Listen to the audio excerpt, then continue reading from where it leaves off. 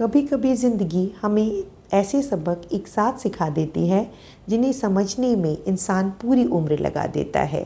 पहला, रिश्ते पैसों से नहीं साथ निभाने से बचते हैं। और दूसरा, इंसान की पहचान उसके मज़हब से नहीं उसके कर्म से होती है।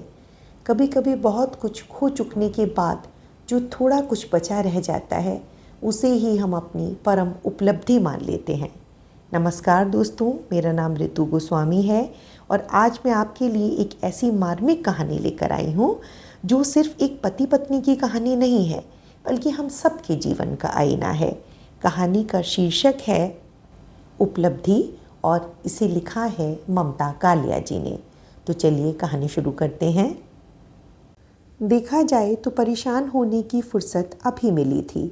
शुरू के कुछ साल हड़बड़ी और जोश में जल्दी से सरक गए। अब चेतन को उकताहट होने लगी। प्रेस की परेशानियां लगभग वही थीं जो किसी सुस्त शहर में किसी भी धंधे में पैदा हो सकती हैं। मेहनत और मुआवजे में कोई अनुपात नहीं था। रोज़ अपने आसपास मशीनों का वही कर्कश धातु स्वर, वही प्रूफों का ढेर, पाई के पहाड़ देख चेतन को अपनी अर्थहीनता का तीखा एहसास होता।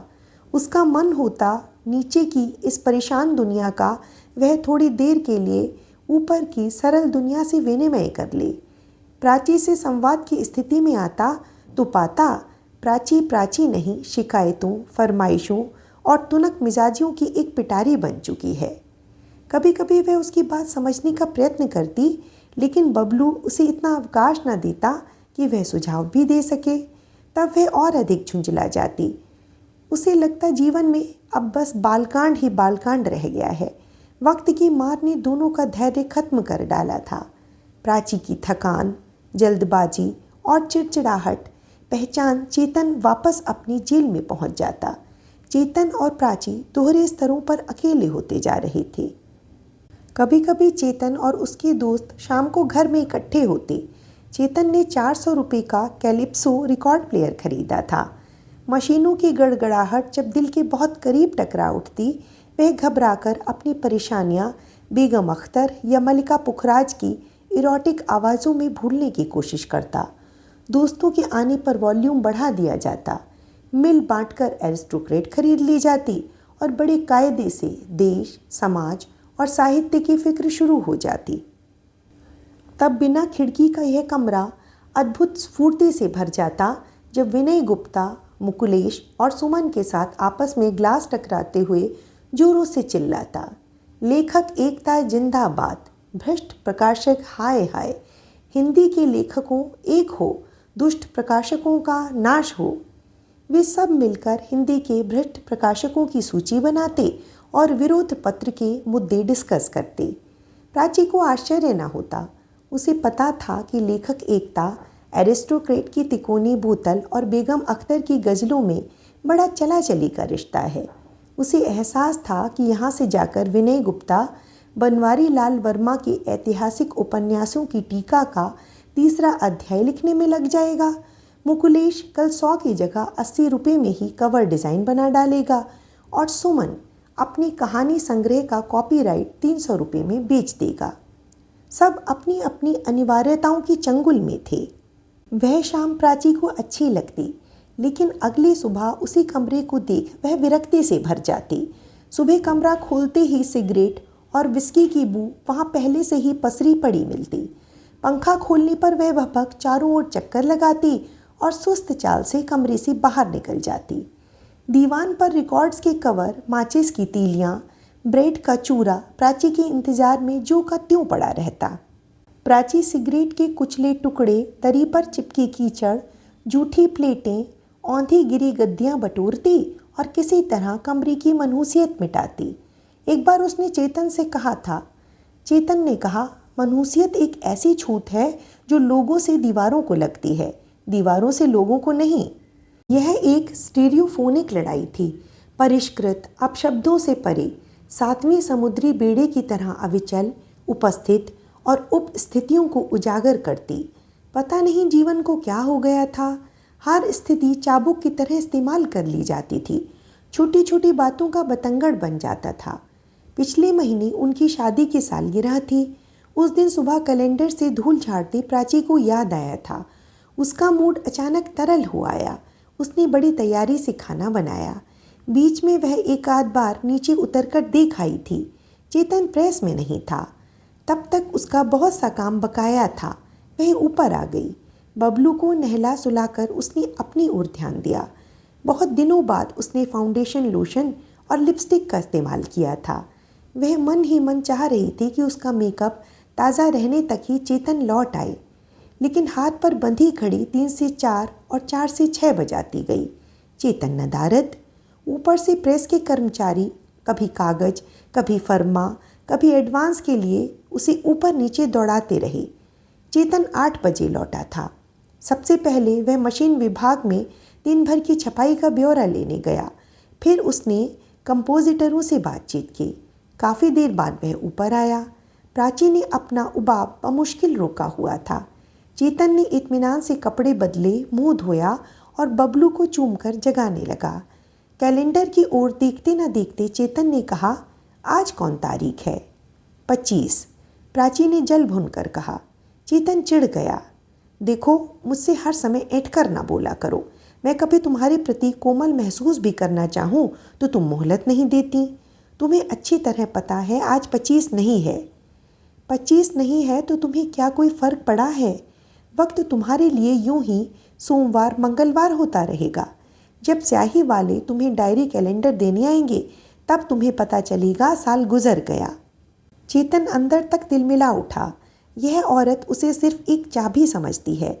इसमें और उन फूहड़ औरतों में क्या फ़र्क है जिन्हें बचपन से उसने अपने मोहल्ले में लड़ाई झगड़ा करते देखा और जिनसे उसने हमेशा नफरत की। सुबह 4 बजे जब बड़ी सिलेंडर यकायक रुक गई थी, वह नींद से उठा था। पट्टे के लिए नया कांटा देकर जब वह ऊपर आ रहा था, उसे याद आया आज 5 तारीख है, उनकी शादी की वर्षगांठ। कमरे में उसने चाहा प्राची को उठा ले। बबलू प्राची पर टांग चढ़ाए उसकी बाह पर सिर रखे सो रहा था। दोनों के बदन से मच्छरों की दुश्मन बलसारा की ओडोमास और पॉन्ड्स पाउडर की मिली जुली गंध आ रही थी।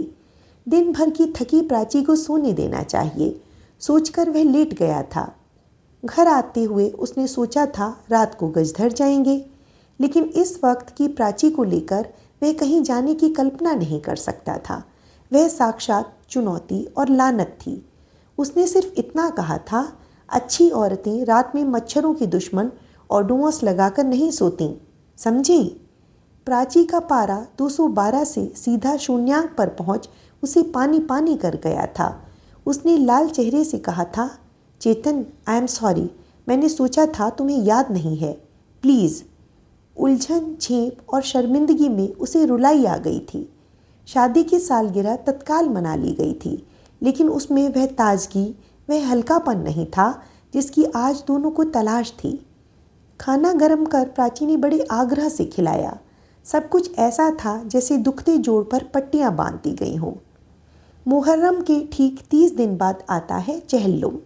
महीना भर उस गली में बच्चे बड़े संजीदा चेहरों और काले कपड़ों में घूमते दिखाई देते। रोज़ शाम चक से शुरू होकर जुलूस कोल्हन टोला रानी मंडी से गुजरता हुआ करबला जाता। 4-5 साल से यह सब देखते देखते चेतन परिवार इसका अभ्यस्त हो चुका था। किसी किसी वर्ष मुहर्रम और होली आसपास या साथ साथ पड़ते, तब कोल्हन टोले की सरगर्मियां निराली होती। पड़ोस के मकानों में परिवार का एक लड़का बैठा रंग की पुड़िया बांधता तो दूसरा शाम को गाने के लिए मरसिए की रियाज करता। वृद्ध पिता सारी सुबह पिचकारियां बनाते और सारी दोपहर ताजिए। चहल्लुम के फौरन बाद चुप ताजिया आ जाता था और 8 दिन तक लगातार ताजिए उठते। गली में घूमती गश्ती पुलिस को देखकर ही पता चलता था कि होली मुहर्रम अलग अलग त्यौहार हैं और इसलिए संभावित तनाव के विषय। अन्यथा घरों के आंगन में चलती गतिविधियों को देखकर लगता कि एक का त्यौहार दूसरी की जीविका है। कई अर्थों में चेतन को मुहर्रम ज़्यादा पसंद था।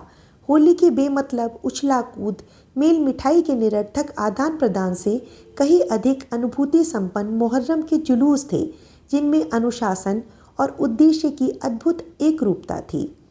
अंधेरा घिरते ही पेट्रोमैक्स की रोशनी में पंक्तिबद्ध जुलूस मातम करता निकलता। कुछ बच्चे बेले के हार बेचते बीच में घूमते।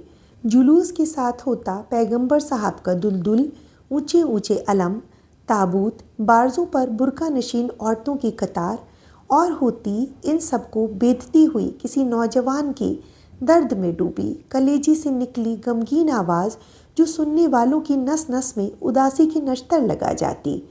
उस दिन कुछ इस कदर मायूस माहौल होता कि सुबह से चेतन के घर में न रेडियो बजाया जाता न रिकॉर्ड प्लेयर। उन लोगों के घर का बारजा ठीक गली में खुलता था, इसलिए चहल्लुम पर औरतों बच्चों की काफ़ी बड़ी भीड़ उन्हीं के यहाँ इकट्ठी हो जाती। बुर्का नशीन औरतों में से कई एक को प्राची पहचानती थी। नाड़े बेचने वाले की 3 औरतें एक साथ आती। बड़ी वाली मातम देखते हुए बुर्के के अंदर ही अंदर छाती पीटती रहती और यकायक बेहोश हो जाती। प्राची लाख कोशिश करती कि यह थोड़ा पानी पी ले, लेकिन बेहोशी की हालत में भी वह पानी मुंह न लगाती। पानी के छींटे मुंह पर पड़ने से पहले वह उठ बैठती और मातम करने लगती। हाय जनाबे ज़ैनब, करबला में प्यासे शहीद हो गए। हाय सकीना, तुझ पर भी उमर उस्मान को रहम नहीं आया। हाय अली असगर, तुझे क्या हो गया था भैया। हाय हुसैन, हाय हुसैन, हाय हुसैन, हाय हुसैन। हारकर प्राची कोशिश छोड़ देती। छोटे छोटे बच्चे भूख प्यास से परेशान ढलती दोपहर तक बारजे में धूप में खड़े रहते। वह भी चहल्लुम का रोज़ था। उस दिन भी सुबह से गली के फुलौरी वाले, जलेबी वाले, हार वाले चक्कर लगा रहे थे। गली आज बिल्कुल साफ थी। पिछली रात औरतों ने अपने उधड़े बुरके सी पिरोकर दुरुस्त कर लिए थे। सबसे आगे मर्दों का जुलूस था, उसके पीछे नौजवानों का और सबसे पीछे छोटे छोटे बच्चों का। ये छोटे बच्चे नंगे बदन थे। पसीना उनके बदन पर उसकी बूंदों सा चमक रहा था। उनसे भी पीछे 2 घुड़सवार, पुलिस और कई सिपाही थे। गली में जहाँ जहाँ मोड़ आते थे वहाँ वहाँ पुलिस की एक छोटी टुकड़ी तैनात थी। हुसैनी के इमाम बाड़े में सीढ़ियों पर माइक्रोफोन रखा था, जहाँ जनाब रईस अहमद इमाम हुसैन की याद में बड़ी संजीदा तकरीर कर रहे थे। इसके बाद रऊफ़ ज़ैदी ने जुलूस में माइक संभाल नौहे का पहला बोल उठाया। कहती थी बहन कैसे असगर को भुला दूंगी, भैया की जुदाई में जान अपनी गंवा दूंगी। रऊफ़ ज़ैदी एक पंक्ति गाता, सारा जुलूस उसी तर्ज में दोहराता। फिर वह अगली पंक्ति पर पढ़ता, यह लाश तेरी असगर ले जाऊंगी महशर में, किसने तुझे मारा है बाबा से बता दूंगी। उसके बाएं हाथ में छोटी सी डायरी थी, जिसमें चुनिंदा मरसिए और नौहे लिखे हुए थे। दायां हाथ उसने सीने पर रखा हुआ था। रऊफ़ के ऊंचे कद, आला शक्ल, संजीदा अंदाज और गमगीन आवाज़ से मोहल्ले की जवान होती लड़कियों के दिल पहले ही बैठे जा रहे थे। इश्क, मोहब्बत, निकाह वगैरह के सपने आँखों में छिपाए अफशां, शीरी, इशरत, परवीन, समा सब बारजे पर खड़ी नौहा सुन रही थीं और मन ही मन दोहरा रही थीं। मैं छोटी हूँ घर भर में, पानी जो मिला लेकिन तुम मुझसे भी छोटे हो, मैं तुमको पिला दूंगी। असगर से कहा रोकर मासूम सकीना ने, भैया तेरे मातम में दुनिया को रुला दूंगी। रऊफ़ ज़ैदी की दर्द में डूबी आवाज़ सुन प्राची का कलेजा भी हिल गया। वह औरतों के बीच बारजे पर खड़ी थी, जहाँ छोटे छोटे बच्चे इकट्ठे थे। उस तरफ बबलू भी अपनी नन्ही कुर्सी जमाए बैठा था। हर साल गली में यह दृश्य देखकर वह इसका अभ्यस्त हो गया था। सामूहिक हाहाकार होते देख वह जरा न घबराता, बल्कि वह भी दोनों हाथों से धड़ाधड़ मातम शुरू कर देता। प्राची को अभी खाना बनाना था। उसने देखा बबलू मजे से बच्चों से घिरा बैठा है। उसने समा से कहा वह बबलू का ध्यान रखे और खुद रसोई में चली गई। चेतन नीचे प्रेस में था। प्रेस का बड़ा दरवाज़ा मातम करने वालों से खचाखच भरा था। देर तक मातम देखते देखते बबलू को प्यास लग गई। उसने कमरे में आकर अपनी छोटी सुराही से पानी लिया और पीते पीते बारजे पर आकर खड़ा हो गया।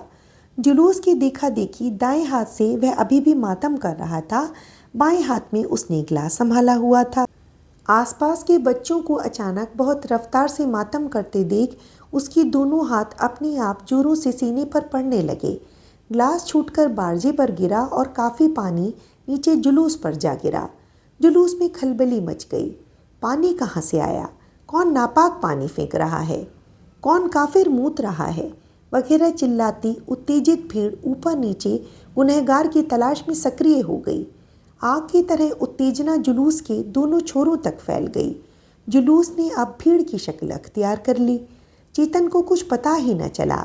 वह वक्त पर डिस्ट्रीब्यूट न निकलने की शिकायत फोरमैन से करने अंदर गया हुआ था। एकाएक औरतों बच्चों का एक बदहवास रेला सीढ़ियों से उतरा और गुस्से से भरे आदमियों का एक रेला प्रेस के अंदर घुस आया।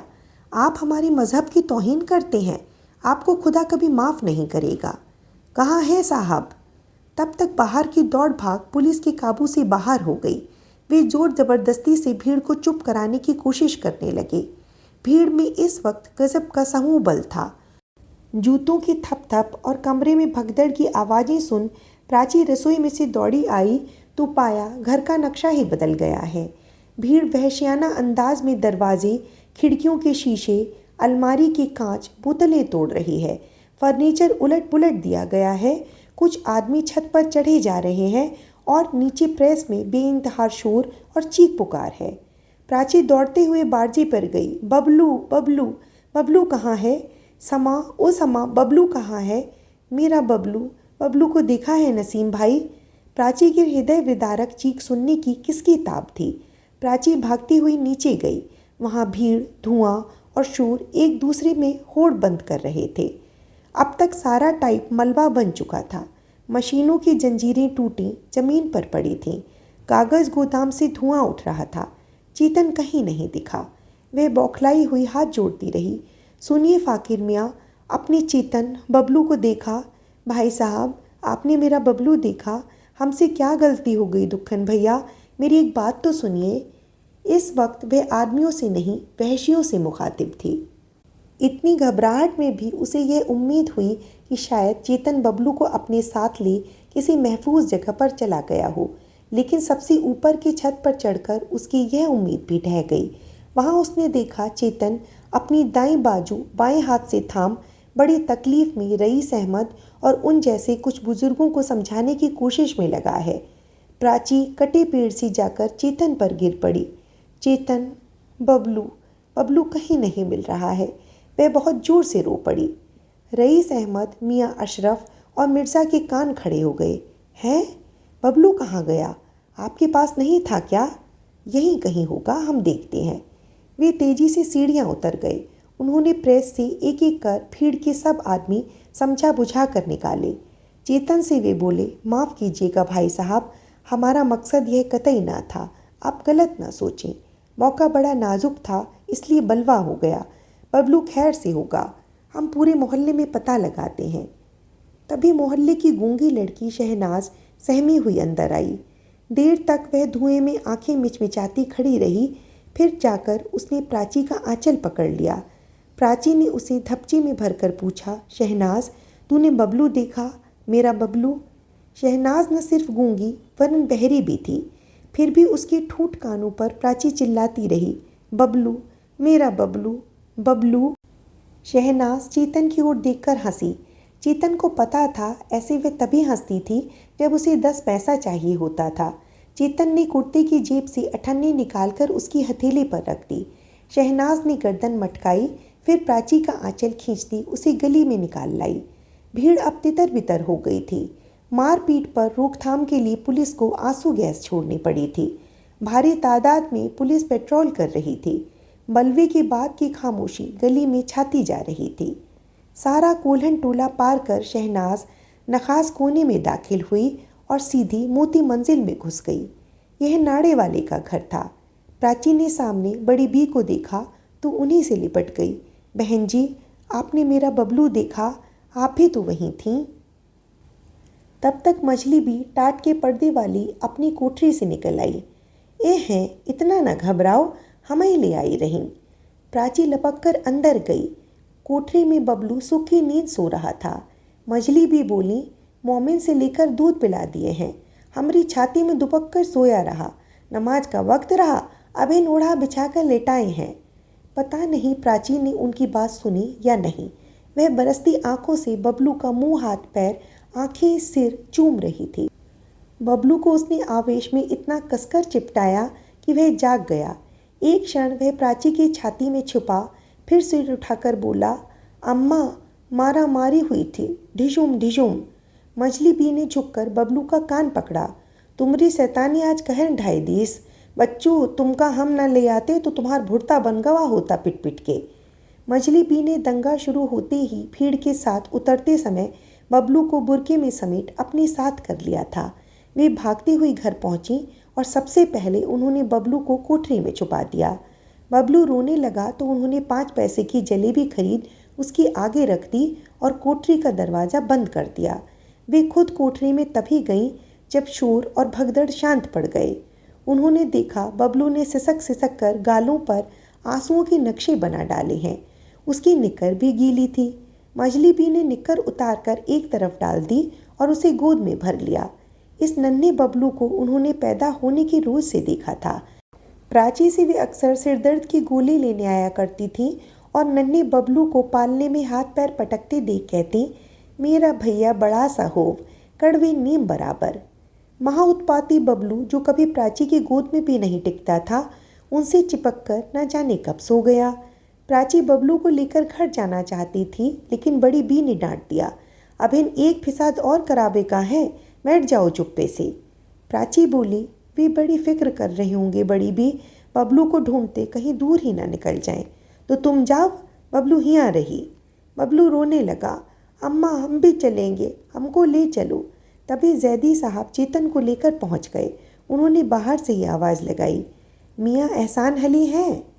बड़ी बी, मछली बी जल्दी जल्दी अपनी कोठरियों के अंदर हो गई। पर्दे की आड़ से बोली, वे तो सुबह से बाहर गए हैं।